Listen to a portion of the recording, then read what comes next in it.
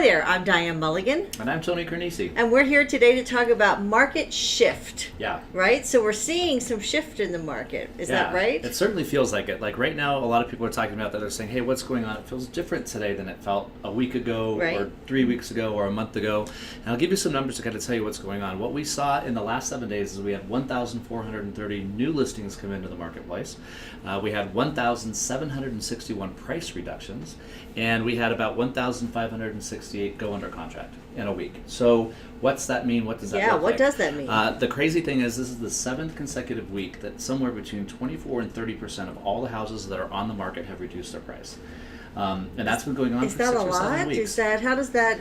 It is. It's pretty significant. It's almost 30% of our market, right? But the funny thing is the number of properties that have gone under contract hasn't really changed. So we have a few less coming in, we have more price reductions, and we have about the same that are going under contract at the same time. So in a word, right now, the market's a little funky. This is a time where we would expect to see a little bit more inventory. Right. We would expect the sales to kind of pick up a little bit for the second selling season, but the price reductions are happening, and it's usually because the sellers are living 6 months behind the market.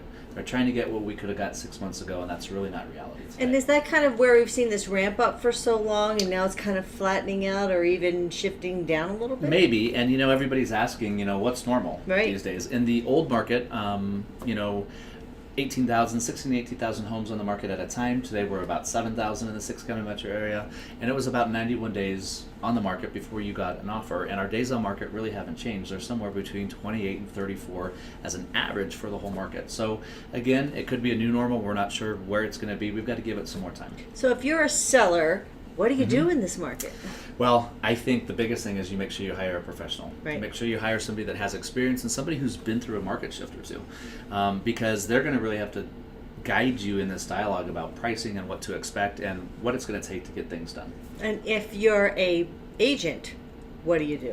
Yeah, we think somewhere between 25 and 30% of all the agents in the industry in Denver right now have only experienced this market.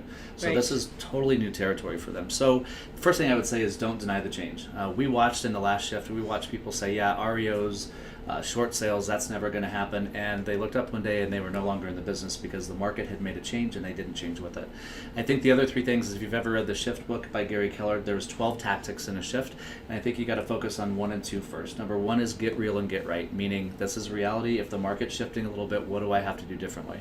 And number 2, remargin your business. It's time to look at where you're spending money and what you're doing so that if the market does shift a little bit, you're prepared. And then the third most important tactic I'd be focusing on right now is number 7, and that's price ahead of the market.